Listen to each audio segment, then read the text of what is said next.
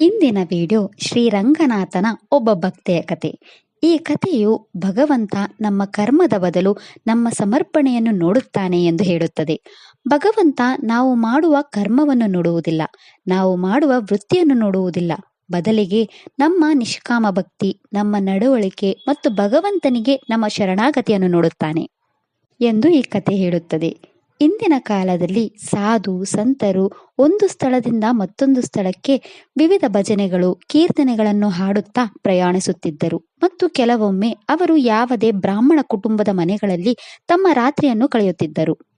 ಒಂದು ದಿನ ದಕ್ಷಿಣ ಭಾರತದಿಂದ ಬಂದ ವೈಷ್ಣವ ಸಂತರ ಗುಂಪು ಒಂದು ಅಪರಿಚಿತ ನಗರಕ್ಕೆ ಬಂದು ತಮ್ಮ ವಿಗ್ರಹಗಳಿಗೆ ಪೂಜೆ ಸಲ್ಲಿಸಲು, ಭೋಜನ ಮಾಡಲು, ನೈವೇದ್ಯ ಅರ್ಪಿಸಲು ಆ ನಗರದಲ್ಲಿ ಒಂದು ರಾತ್ರಿಯನ್ನು ಕಳೆಯಲು ನಿರ್ಧರಿಸಿದರು. ಆ ಸಂತರೆಲ್ಲರೂ ಸುಂದರವಾದ ಸಸ್ಯಗಳು, ಹೂವುಗಳನ್ನು ಹೊಂದಿದ ಆ ನಗರದಲ್ಲಿ ಒಂದು ಸುಂದರವಾದ ಉದ್ಯಾನವನ್ನು ನೋಡಿದರು. ಆ ಉದ್ಯಾನವು ತಮ್ಮ ವಾಸ್ತವ್ಯಕ್ಕೆ ಸುರಕ್ಷಿತವಾಗಿದೆ ಎಂದು ಅವರು ನಿರ್ಧರಿಸಿದರು. ಅದರಿಂದ ಅವರು ಆ ಜಾಗವನ್ನು ಸ್ವಚ್ಛಗೊಳಿಸಲು ಪ್ರಾರಂಭಿಸಿದರು. ತಮ್ಮ ವಿಗ್ರಹಗಳನ್ನು ಇಡಲು ಸ್ವಲ್ಪ ಜಾಗವನ್ನು ಮಾಡಿದರು. ಇಂದಿನ ದಿನಗಳಲ್ಲಿ ಸಾಧು ಸಂತರು ಮನೆಗಳಲ್ಲಿ ವಾಸಿಸುವುದು ಅದೃಷ್ಟ ಎಂದು ನಂಬಲಾಗಿತ್ತು. ಬ್ರಾಹ್ಮಣ ಕುಟುಂಬಗಳು ಅವರಿಗೆ ಅತ್ಯಂತ ಭಕ್ತಿಯಿಂದ ಸೇವೆ ಸಲ್ಲಿಸುತ್ತಿದ್ದರು. ಈ ಸಂತರ ಗುಂಪು ಆ ಉದ್ಯಾನದಲ್ಲಿಯೇ ಉಳಿದುಕೊಂಡು ಅವರು ತಮಗಾಗಿ ತಮ್ಮದೇ ಆದ ಭೋಜನವನ್ನು ಸಿದ್ಧಪಡಿಸಲು ಮತ್ತು ತಮ್ಮ ವಿಗ್ರಹಗಳಿಗೆ ನೈವೇದ್ಯವನ್ನು ಅರ್ಪಿಸಲು ಪ್ರಾರಂಭಿಸಿದರು. ಆ ತೋಟದ ಒಡತಿಯಾಗಿದ್ದ ಒಬ್ಬ ಮಹಿಳೆಯು ಈ ಸಂತರ ಗುಂಪನ್ನು ನೋಡಿ ಅವಳ ಕಣ್ಣುಗಳು ಕಣ್ಣೀರಿನಿಂದ ತುಂಬಿದವು. ಸಂತರನ್ನು ನೋಡಿದ ಮಹಿಳೆಯು ಸಂತರು ತನ್ನ ಮನೆಗೆ ಬಂದಿರುವುದು ಅವಳ ಅದೃಷ್ಟ ಎಂದು ಭಾವಿಸಿದಳು ಮತ್ತು ಅವಳು ಅತ್ಯಂತ ಭಕ್ತಿಯಿಂದ ಅವರಿಗೆ ಸೇವೆ ಸಲ್ಲಿಸಲು ಬಯಸಿದಳು. ಅವಳು ಅವರ ಹತ್ತಿರ ಹೋಗಿ ಅವರನ್ನು ಸ್ವಾಗತಿಸಿ ಅವಳು ಅವರಿಗೆ ಏನು ಸಹಾಯ ಮಾಡಬಹುದೆಂದು ಕೇಳಿದಳು. ಅವರಿಗೆ ಏನಾದರೂ ಬೇಕೇ ಎಂದು ಕೇಳಿದಳು. ಅವರಿಗೆ ಭೋಜನಕ್ಕೆ ಏನಾದರೂ ಸಾಮಗ್ರಿ ಬೇಕೇ, ಅವರ ಪೂಜೆಗೆ ಏನಾದರೂ ಪಾತ್ರೆ ಬೇಕೇ ಎಂದು ಕೇಳಿದಳು. ಈ ರೀತಿಯಾಗಿ ಆ ಮಹಿಳೆ ಸಂತರಿಗೆ ಏನಾದರೂ ಅಗತ್ಯವಿದ್ದರೆ ತನಗೆ ಆದೇಶಿಸುವಂತೆ ಕೇಳಿದಳು. ಸಾಮಾನ್ಯವಾಗಿ ಸಂತರು ಹೆಚ್ಚಿನದನ್ನು ಕೇಳುವುದಿಲ್ಲ, ಆದರೆ ಈ ಮಹಿಳೆಯ ಸೇವೆ ಮಾಡುವ ಕುತೂಹಲವನ್ನು ನೋಡಿ ಸಂತರು ತಮ್ಮ ಭೋಜನವನ್ನು ಬಡಿಸಲು ಮತ್ತು ಸಂಗ್ರಹಿಸಲು ಕೆಲವು ಪಾತ್ರೆಗಳನ್ನು ನೀಡುವಂತೆ ಕೇಳಿದರು. ಆ ಮಹಿಳೆಯು ಸಂತರು ಕೇಳಿದ ಎಲ್ಲವನ್ನು ಅವರಿಗೆ ಕೊಟ್ಟಳು ಮತ್ತು ತೃಪ್ತಳಾದಳು. ಆ ರಾತ್ರಿ ಸಂತರು ತಮ್ಮ ಭೋಜನವನ್ನು ಮುಗಿಸಿ ಇಡೀ ರಾತ್ರಿ ಅವರು ಭಜನೆ ಮತ್ತು ಕೀರ್ತನೆಗಳನ್ನು ಆಡುತ್ತಾ ಆ ಮಹಿಳೆಯ ಉದ್ಯಾನದಲ್ಲಿ ಕಾಲ ಕಳೆದರು. ಮರುದಿನ ಬೆಳಿಗ್ಗೆ ಎಲ್ಲ ಸಂತರು ಆ ಮಹಿಳೆಗೆ ತನ್ನ ಆತಿಥ್ಯಕ್ಕಾಗಿ ಧನ್ಯವಾದ ಅರ್ಪಿಸಿದರು. ಆ ಮಹಿಳೆಯು ಅವರ ಬಳಿಗೆ ಬಂದು ಅವರ ಯಾತ್ರೆಗೆ ಕೆಲವು ವಸ್ತುಗಳನ್ನು ಮತ್ತು ಕೆಲವು ದಾನ, ದಕ್ಷಿಣ, ಚಿನ್ನ, ಬೆಳ್ಳಿ ನಾಣ್ಯಗಳನ್ನು ಇತ್ಯಾದಿಗಳನ್ನು ಕೊಟ್ಟಳು. ಪ್ರಾಚೀನ ಕಾಲದಲ್ಲಿ ಸಾಧು ಸಂತರು ಅವರಿಗೆ ದಾನ ದಕ್ಷಿಣೆಯನ್ನು ನೀಡುತ್ತಿರುವ ಜನರನ್ನು ತಮ್ಮ ಜೀವನದಲ್ಲಿ ದಕ್ಷಿಣೆಯನ್ನು ಎಲ್ಲಿಂದ ಗಳಿಸುತ್ತಿದ್ದಾರೆ ಎಂದು ಕೇಳುವ ಒಂದು ನಿಯಮವಿತ್ತು. ಹಾಗೆಯೇ ಈ ಸಾಧು ಸಂತರು ಆ ಮಹಿಳೆಗೆ ಅವಳು ಕೊಡುವ ದಕ್ಷಿಣೆ ಎಲ್ಲಿಂದ ಬಂದಿದೆ ಅಥವಾ ಯಾವ ರೀತಿಯಲ್ಲಿ ಸಂಪಾದಿಸುತ್ತಿದ್ದಾಳೆ ಎಂದು ಕೇಳಿದರು. ಅವರು ಅವಳ ಉದ್ಯೋಗ ಏನು, ಅವಳ ವ್ಯವಹಾರ ಏನು ಅಥವಾ ಅವಳು ಯಾವ ರೀತಿಯಲ್ಲಿ ಬದುಕುತ್ತಿದ್ದಾಳೆ ಎಂದು ಕೇಳಿದರು. ಸಂತರು ಆ ಮಹಿಳೆಗೆ, ಏ ಮಗಳೇ, ದಾನ ದಕ್ಷಿಣೆಯನ್ನು ಸ್ವೀಕರಿಸುವುದು ನಮ್ಮ ಗುರುಗಳ ಆದೇಶವಾದ್ದರಿಂದ ನಾವು ನಿನ್ನ ದಕ್ಷಿಣೆಯನ್ನು ಸ್ವೀಕರಿಸುತ್ತೇವೆ.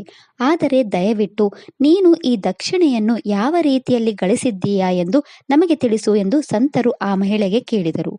ಇದನ್ನು ಕೇಳಿ ಆ ಮಹಿಳೆಯು ಕೈ ನಡುಗಲು ಪ್ರಾರಂಭಿಸಿತು. ಅವಳ ಮುಖ ಮಂದವಾಯಿತು ಮತ್ತು ಅವಳು ಮೌನವಾದ ಧ್ವನಿಯಲ್ಲಿ, ಸ್ವಾಮಿ, ನಾನು ನಿಮಗೆ ಸುಳ್ಳು ಹೇಳುವುದಿಲ್ಲ. ನಾನು ಈ ನಗರದ ವೈಶ್ಯೆ. ನಾನು ಆಡುವ ಮತ್ತು ನೃತ್ಯ ಮಾಡುವ ಮೂಲಕ ಜನರನ್ನು ರಂಜಿಸುತ್ತೇನೆ. ನನ್ನಿಂದ ಸಂತೋಷಗೊಂಡ ಜನರು ನನಗೆ ಹಣ ನೀಡುತ್ತಾರೆ ಮತ್ತು ಅದರಿಂದ ನಾನು ನನ್ನ ಜೀವನವನ್ನು ನಡೆಸುತ್ತಿದ್ದೇನೆ. ಹೀಗೆ ಅವಳು ಕಣ್ಣೀರು ತುಂಬಿದ ಕಣ್ಣುಗಳೊಂದಿಗೆ ಸಂತರಿಗೆ ಎಲ್ಲವನ್ನೂ ಹೇಳಿದಳು. ಇದನ್ನು ಕೇಳಿದ ಎಲ್ಲ ಸಂತರು ಆಘಾತಕ್ಕೊಳಗಾದರು. ಅವಳು ತುಂಬ ಭಾವುಕಳಾದಳು. ಅವಳು ತನ್ನ ಇಡೀ ಜೀವನದಲ್ಲಿ ಯಾವುದೇ ಸಂತರ ಸೇವೆ ಮಾಡಿಲ್ಲ ಮತ್ತು ಇಂದು ನೀವು ನನ್ನ ಸ್ಥಾನಕ್ಕೆ ಬಂದಿರುವುದು ಮತ್ತು ನಿಮ್ಮ ಸೇವೆ ಮಾಡಲು ನನಗೆ ಅವಕಾಶ ನೀಡಿರುವುದು ನನ್ನ ಅದೃಷ್ಟ ಎಂದು ಹೇಳಿದಳು. ನಿಮ್ಮ ಸೇವೆ ಮಾಡಲು ನನಗೆ ಅವಕಾಶ ಸಿಕ್ಕಿದ್ದು ನನ್ನ ಸೌಭಾಗ್ಯ, ಆದರೆ ನನ್ನ ಕರ್ಮವನ್ನು ಹೇಳಿ ನಿಮಗೆ ದಕ್ಷಿಣೆ ನೀಡಲು ಸಾಧ್ಯವಾಗದಿರುವುದು ನನ್ನ ದುರದೃಷ್ಟ ಎಂದು ಹೇಳಿದಳು. ಇದನ್ನು ಕೇಳಿದ ಸಂತರು ಕೋಪಗೊಂಡು ಅವಳಿಂದ ಮುಖ ತಿರುಗಿಸಿಕೊಂಡರು. ಅವಳು ತನ್ನ ನಡುಗುವ ಕೈಗಳಿಂದ ಸಂತರಿಗೆ ನೀಡಿದ ವಸ್ತುಗಳನ್ನು ತೆಗೆದುಕೊಂಡಳು. ತನ್ನ ಜೀವನದಲ್ಲಿ ಇದೇ ಮೊದಲ ಬಾರಿಗೆ ಶುಭವಾದದ್ದನ್ನು ಮಾಡಿದ್ದಳು, ಆದರೆ ಅವಳ ಕರ್ಮದಿಂದಾಗಿ ಇದು ಸಹ ತಿರಸ್ಕರಿಸಲಾಗಿದೆ. ಅವಳು ತನ್ನೊಳಗೆ ದುಃಖಿತಳಾದಳು.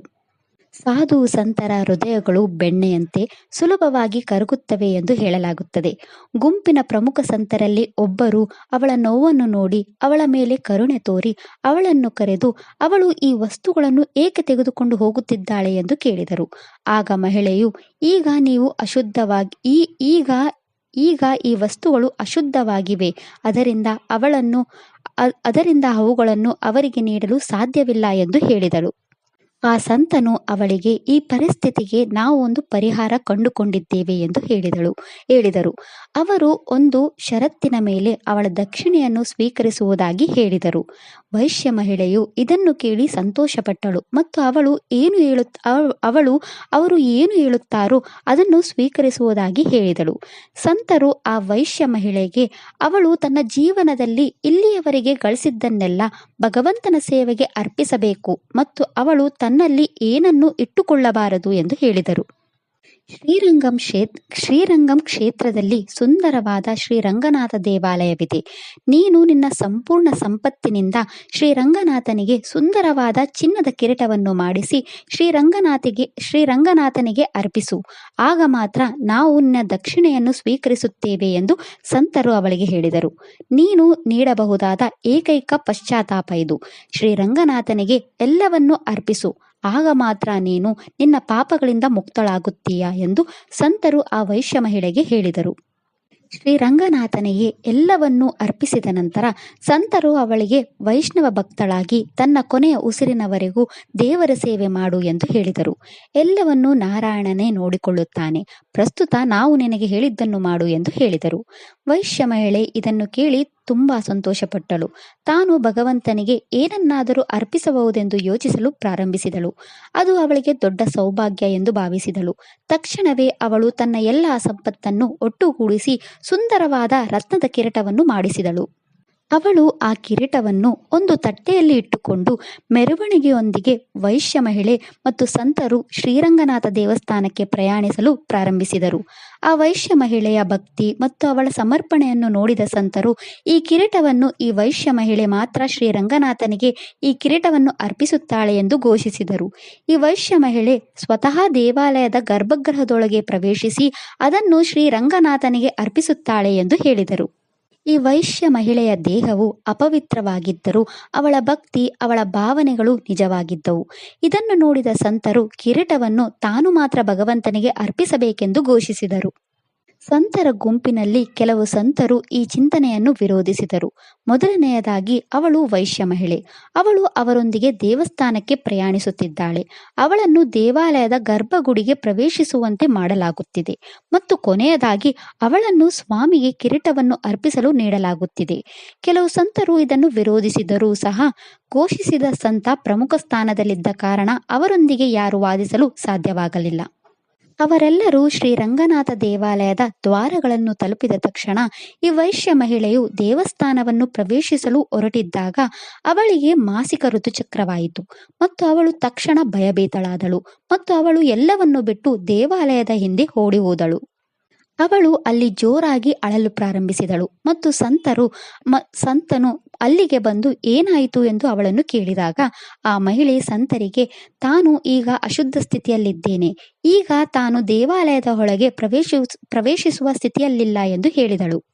ಆಕೆಯ ಪರಿಸ್ಥಿತಿಯನ್ನು ನೋಡಿದ ಸಂತನು ಈ ಸ್ತ್ರೀಯ ದುರ್ಭಾಗ್ಯವನ್ನು ನೋಡಿ, ಅವಳು ತನ್ನ ಇಡೀ ಜೀವನವನ್ನು ನಗರ ವೈಶ್ಯಳಾಗಿ ಕಳೆದಳು, ತನ್ನ ಇಡೀ ಜೀವನದಲ್ಲಿ ಅವಳು ಗಳಿಸಿದ್ದನ್ನು ನಮಗೆ ನೀಡಲು ಬಯಸಿದಳು, ಆದರೆ ನಾವು ಅದನ್ನು ಸ್ವೀಕರಿಸುವ ಸ್ಥಿತಿಯಲ್ಲಿರಲಿಲ್ಲ. ಆದ್ದರಿಂದ ನಾವು ಅವಳಿಗೆ ತನ್ನಲ್ಲಿರುವ ಎಲ್ಲವನ್ನು ಭಗವಂತನಿಗೆ ಅರ್ಪಿಸಲು ಹೇಳಿದ್ದೆವು. ಅವಳು ತನ್ನಿಂದ ಸಾಧ್ಯವಾದ ಎಲ್ಲವನ್ನೂ ಮಾಡಿದಳು. ಶ್ರೀರಂಗನಾಥನಿಗೆ ಕಿರೀಟವನ್ನು ಅರ್ಪಿಸಲು ಸಹ ಅವಳಿಗೆ ಅವಕಾಶವಿತ್ತು, ಆದರೆ ಅವಳ ದುರ್ಭಾಗ್ಯವು ಅವಳಿಂದ ಎಲ್ಲವನ್ನು ಕಸಿದುಕೊಂಡಿತು. ಅವಳ ಹಿಂದಿನ ಜನ್ಮದಲ್ಲಿ ಅವಳು ಯಾವ ಅಪರಾಧ ಮಾಡಿದಳೆಂದು ತಿಳಿದಿಲ್ಲ, ಏಕೆಂದರೆ ಭಗವಂತ ಅವಳ ಕಾಣಿಕೆಯನ್ನು ಸ್ವೀಕರಿಸುತ್ತಿಲ್ಲ. ವಿರೋಧಿಸುತ್ತಿದ್ದ ಸಂತರು ಅವಳನ್ನು ಈ ಸ್ಥಿತಿಯಲ್ಲಿ ನೋಡಿ ಸಂತೋಷಪಟ್ಟರು. ಅವರು ಮುಖ್ಯ ಸಂತನಿಗೆ ಅವರು ವೇದಶಾಸ್ತ್ರಗಳಿಗೆ ವಿರುದ್ಧವಾಗಿ ನಡೆದುಕೊಂಡಿದ್ದಾರೆಂದು ಹೇಳಲು ಪ್ರಾರಂಭಿಸಿದರು. ಈಗ ಅದರ ಫಲಿತಾಂಶವನ್ನು ಇದಾಗಿದೆ ನೋಡಿ ಎಂದು ಹೇಳಿದರು. ಆ ವೈಶ್ಯ ಮಹಿಳೆಯು ಅಳುತ್ತಿದ್ದರೂ ಅವಳ ಹೃದಯದ ಆಳದಲ್ಲಿ ತಾನು ಭಗವಂತನ ಸೇವೆ ಮಾಡಿದ್ದೇನೆ ಎಂದು ಭಾವಿಸಿ ಸಂತೋಷಪಟ್ಟಳು. ಅವಳು ಏನೇ ಮಾಡಿದ್ದರೂ, ದೇವಾಲಯವನ್ನು ಪ್ರವೇಶಿಸಲು ಸಾಧ್ಯವಾಗದಿದ್ದರೂ, ತನ್ನ ಕಿರೀಟವನ್ನು ಮೊದಲ ಬಾರಿಗೆ ಶ್ರೀರಂಗನಾಥನಿಗೆ ಅರ್ಪಿಸುವುದನ್ನು ನೋಡಲು ಸಾಧ್ಯವಾಗದಿದ್ದರೂ ಅವಳು ತೃಪ್ತಳಾಗಿದ್ದಳು. ಸಂತರು ಆ ವೈಶ್ಯ ಮಹಿಳೆಯಿಂದ ಕಿರೀಟವನ್ನು ತೆಗೆದುಕೊಂಡು ಶ್ರೀರಂಗನಾಥನ ದೇವಾಲಯದ ಒಳಗೆ ಹೋದರು. ಸಂತನು ತುಂಬಾ ದುಃಖಿತರಾಗಿದ್ದರು. ಅವರ ಕಣ್ಣೀರು ಆ ಕಿರೀಟದ ಮೇಲೆ ಬೀಳುತ್ತಿತ್ತು. ಸಂತನು ಗರ್ಭಾಲಯದ ಒಳಗೆ ಹೋಗಿ ಪರದೆಗಳನ್ನು ಮುಚ್ಚಿ ಶ್ರೀರಂಗನಾಥನನ್ನು ಕೇಳಲು ಪ್ರಾರಂಭಿಸಿದರು. ಹೇ ಪ್ರಭು, ನಿಮ್ಮನ್ನು ಭಕ್ತವತ್ಸಲ ಎಂದು ಕರೆಯಲಾಗುತ್ತದೆ. ಇಂದು ನಿಮ್ಮ ವಾತ್ಸಲ್ಯ ಎಲ್ಲಿಗೆ ಹೋಗಿದೆ? ನಮಗೆಲ್ಲರಿಗೂ ತಿಳಿದಿದೆ, ನೀವು ಯಾವಾಗಲೂ ನಿಮ್ಮ ಭಕ್ತರ ಪರೀಕ್ಷೆ ತೆಗೆದುಕೊಳ್ಳುತ್ತೀರಿ ಅಂತ. ಆದರೆ ಏಕೆ ಈ ಮಟ್ಟಿಗೆ ಪರೀಕ್ಷೆ ಮಾಡುತ್ತೀಯಾ? ಈ ರೀತಿ ಸಂತನು ಕಿರೀಟವನ್ನು ಶ್ರೀರಂಗನಾಥನ ವಿಗ್ರಹದ ಬಳಿಯಲ್ಲಿರುವ ಪೀಠದ ಮೇಲೆ ಇರಿಸಿ ಪೂಜೆ ಅರ್ಚನೆ ಸಲ್ಲಿಸಿದರು.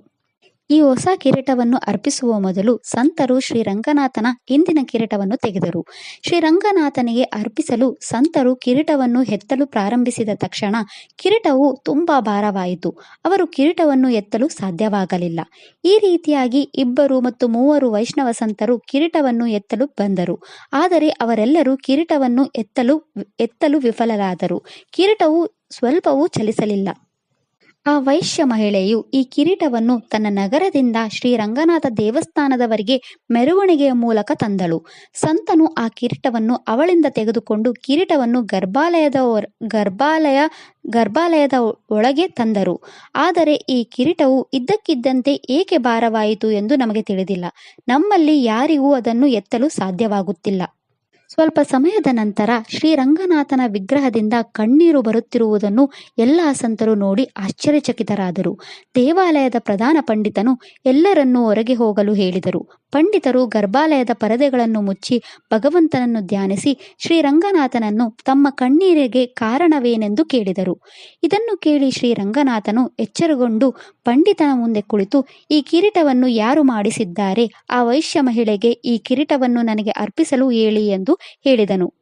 ಅವಳನ್ನು ಕರೆದು ಈ ಕಿರೀಟವನ್ನು ನನಗೆ ಅರ್ಪಿಸಲು ಹೇಳಿ ಎಂದು ಅವಳನ್ನು ಕರೆದು ಈ ಕಿರೀಟವನ್ನು ನನಗೆ ಅರ್ಪಿಸಲು ಹೇಳಿ, ನಾನು ಈ ಕಿರೀಟವನ್ನು ಅವಳ ಕೈಗಳಿಂದ ಮಾತ್ರ ಸ್ವೀಕರಿಸುತ್ತೇನೆ.